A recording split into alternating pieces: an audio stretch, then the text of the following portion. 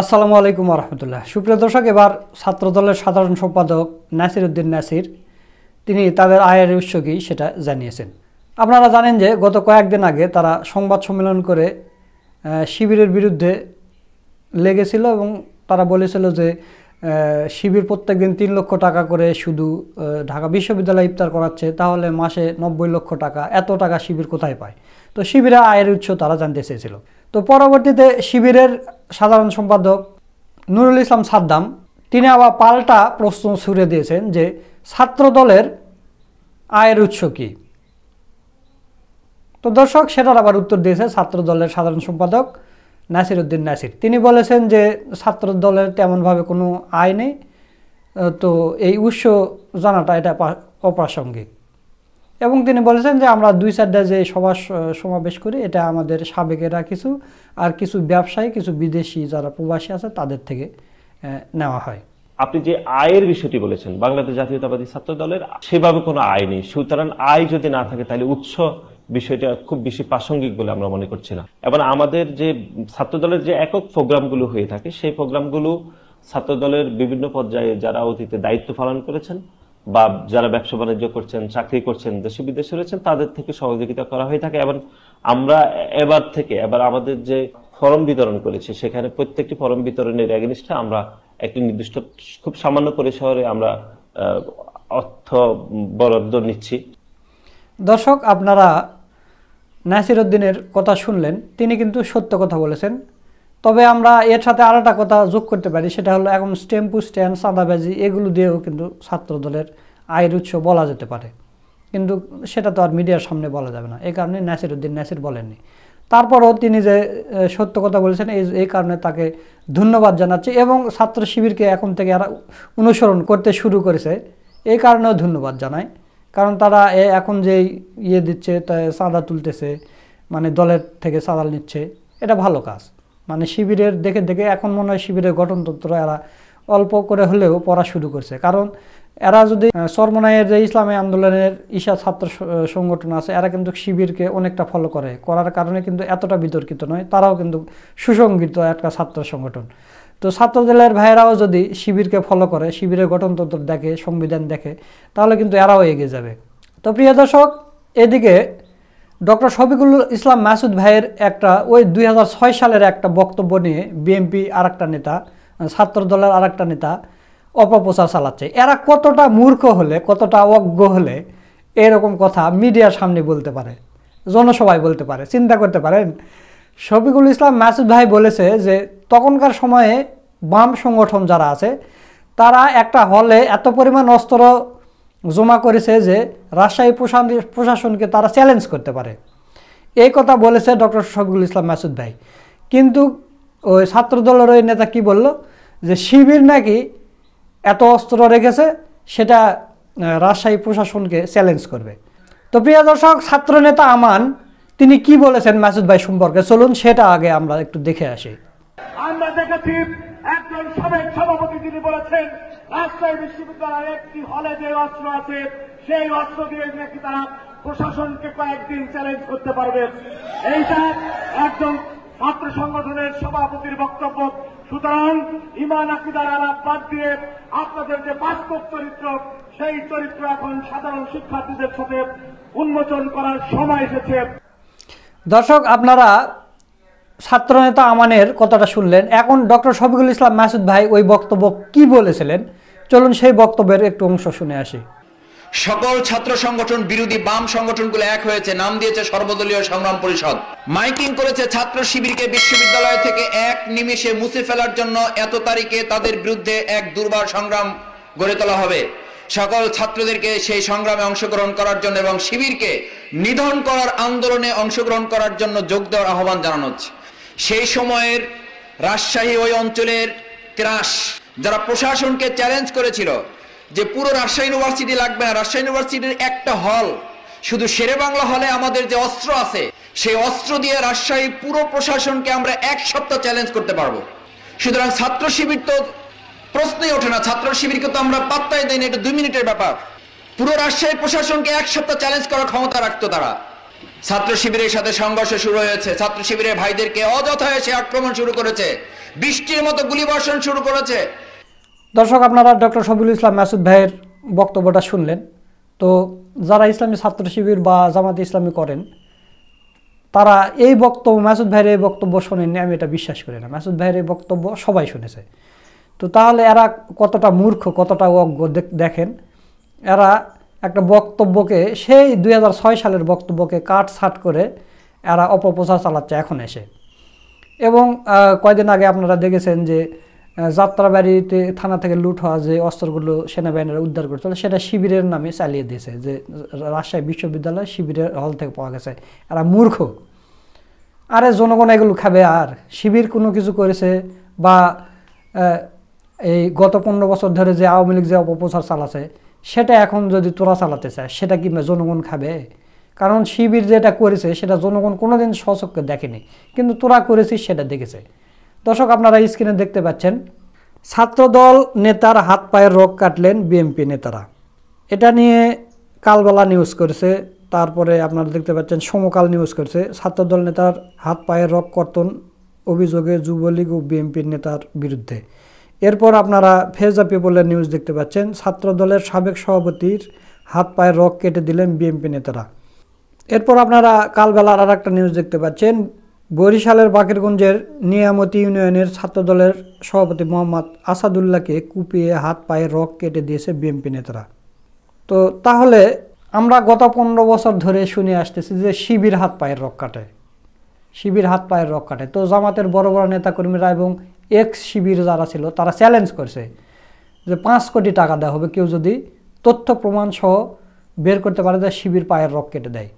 তথ্য প্রমাণ বলতে কি, এভিডেন্স লাগবে, এক কথা, ওই লিঙ্ক টিং এগুলো হবে না, এভিডেন্স লাগবে এবং হচ্ছে মেডিকেল রিপোর্ট লাগবে, এরকম কিছু তথ্য দিতে বলছে। 5 কোটি টাকা দেওয়া হবে, কেউ সাহস করেনি। কিন্তু এখন এসে আমরা কি দেখতেছি, আপনারা নিউজে দেখলেন যে ছাত্রদল নেতার হাত পায়ের রগ কেটে দিচ্ছে। তো শিবির যদি পায়ের রগ কাটতো, তাহলে তো আমরা এই গত 15 বছর একটা দেখতে পেতাম। আমরা তো দেখি না ভাই, শুধু পত্রিকার কাটিং দেখি। পত্রিকার কাটিং দেখে তো হবে না, কিন্তু এটা আমরা জনসম্মুখে দেখলাম, এটার ভিডিও আছে, আমরা ভিডিও দেখলাম। তো এই হাত পায়ের রগ কাটাতে বিএনপির কাজ কি? বিএনপি বহিষ্কার করবে, আবার 6 মাস পর আবার দলে নেবে। আপনারা জানেন বহিষ্কার ছাড়া তো অন্য কোনো এদের কাজ নেই। তো বিএনপি নেতা এটা বহিষ্কার করছে, এটা মিডিয়ায় ভাইরাল হয়ে গেছে। বিএনপি যখন এটা বহিষ্কার করছে, তাহলে আপনারা অবশ্যই প্রমাণিত হয়ে গেল যে এটা বিএনপিরই কাজ, বিএনপি নেতাদের কাজ। বিএনপি অফিসিয়ালভাবে বিবৃতি দিয়েছে, বিবৃতি দিয়ে বহিষ্কার করেছে।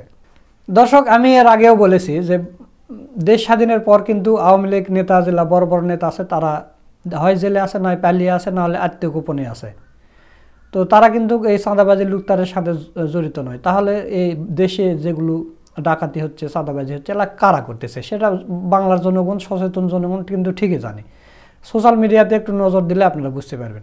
আমি নাম নিতে চাচ্ছি না, আপনারা স্ক্রিনে একটা ফটো কার্ড দেখতে পাচ্ছেন।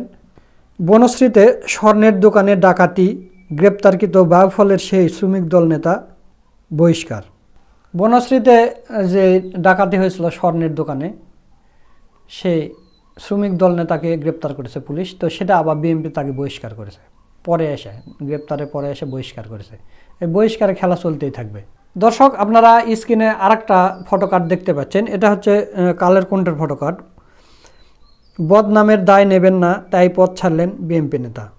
দর্শক, আপনারা স্ক্রিনে আরেকটা কালবেলার নিউজ দেখতে পাচ্ছেন। যুবদল নেতা হত্যা মামলায় স্বেচ্ছাসেবক দল নেতা গ্রেপ্তার। দর্শক, আরেকটা গুরুত্বপূর্ণ নিউজ আপনারা স্ক্রিনে দেখতে পাচ্ছেন। নারী কনস্টেবলকে রড দিয়ে পিটালেন বিএনপি নেতার গাড়ি চালক।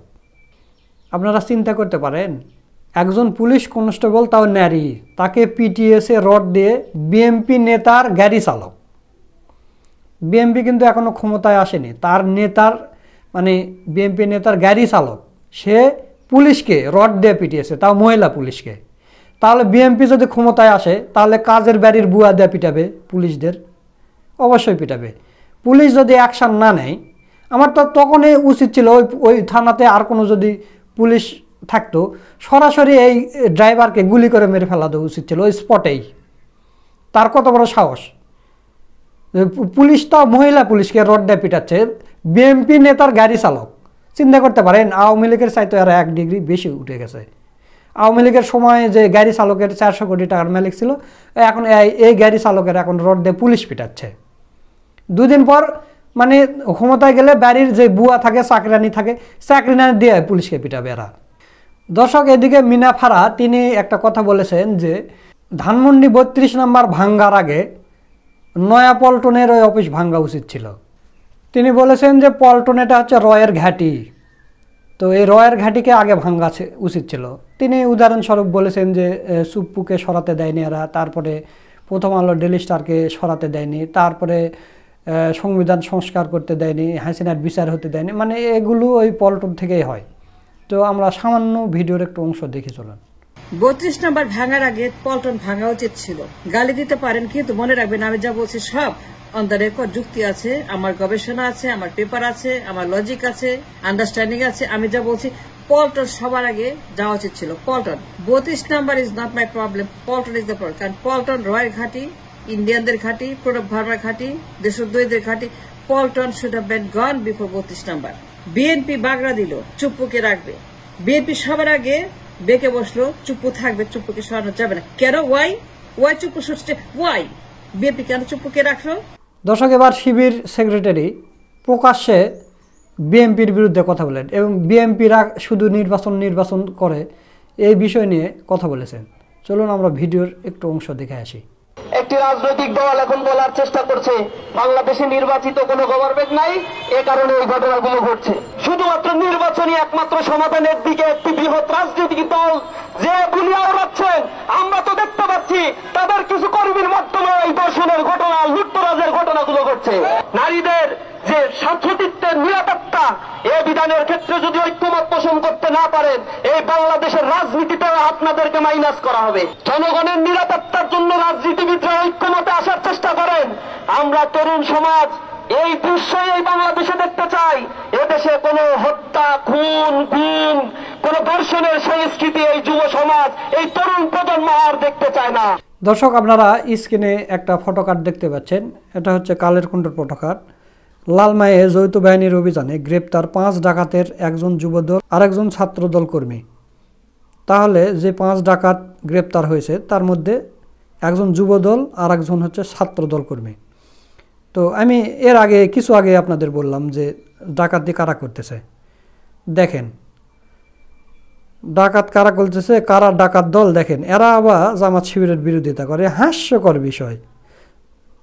এরা ডাকাতি করতেছে, লুটতরাজ করতেছে, সব কিছু করতেছে, এরা আবার জামাত শিবিরের বিরোধিতা করে। এদের কোনো জামাত শিবিরের বিরোধিতা করার মতো এদের কোনো আছে, কোনো যোগ্যতা আছে? দর্শক, আরেকটা জিনিস দেখে আজকের ভিডিও এখানে শেষ করব। আপনারা একটা ভিডিও দেখতে পাচ্ছেন এই পাশে। এটা একজন পোস্ট করেছে, তিনি লিখেছেন যে শুরু হয়েছে জিয়ার মূর্তি স্থাপনের কাজ, এদের উপর আল্লাহর গজব আসুক, এখন হেফাজত ইসলাম চুপ কেন? মানে এই এখন মুজিবরের যেরকম শুরু মূর্তি বানান শুরু হয়েছিল, এখন জিয়ার মূর্তি বানান শুরু করে দিয়েছে বাংলার জনগণ। তো দর্শক, অনেকগুলো নিউজ আপনাদের দেখালাম, আরও অনেকগুলো নিউজ ছিল, সবগুলো দেখাতে গেলে ভিডিও বড় হয়ে যাবে। আপনারা জানেন যে আমি প্রত্যেক দিন ব্রেকিং নিউজ নিয়ে একটা করে ভিডিও তৈরি করি, সেটাই আজকের এই ভিডিও। তো আজকের ভিডিওটা আপনাদের কাছে কেমন লেগেছে? যদি ভালো লাগে ভিডিওটা বেশি বেশি করে শেয়ার করবেন এবং আমাদের এই চ্যানেলটা সাবস্ক্রাইব করে রাখবেন। আর ভিডিও শেষ করার আগে কৃতজ্ঞতা প্রকাশ করি আমি সৌদি প্রবাসী ভাইদেরকে, কারণ আমার এই চ্যানেলটা টিকে আছে সৌদি প্রবাসী ভাইদের জন্য। আমি জানতাম না, আমি গত 2 দিন আগে দেখলাম যে সৌদি প্রবাসী ভাইরা সবচাইতে বেশি ভিডিও আমার এই চ্যানেলের ভিডিও দেখে। বাংলাদেশের মানুষ, আমি বাংলাদেশ থেকে কথা বলি, অথচ বাংলাদেশের মানুষ আমার ভিডিও দেখে না। সৌদি প্রবাসী ভাইরা আমার ভিডিও সবচাইতে বেশি দেখে। এই কারণে তাদের প্রতি আমার মানে ভালোবাসা সবচাইতে বেশি, তাদের প্রতি আমার কৃতজ্ঞতা প্রকাশ করলাম। এবং আপনারা যারা উমরা করতে যান, কাবা শরীফ তাওয়াফ করতে যান, তাদের প্রতি আমার বিশেষ অনুরোধ থাকবে, আপনাদের দোয়ায় আমার নামটা শামিল করবেন, আমার জন্য একটু আলাদাভাবে দোয়া করবেন। একথা বলে আজকের ভিডিও এখানে শেষ করছি। সকলকে ধন্যবাদ। আসসালামু আলাইকুম ওয়া রাহমাতুল্লাহ।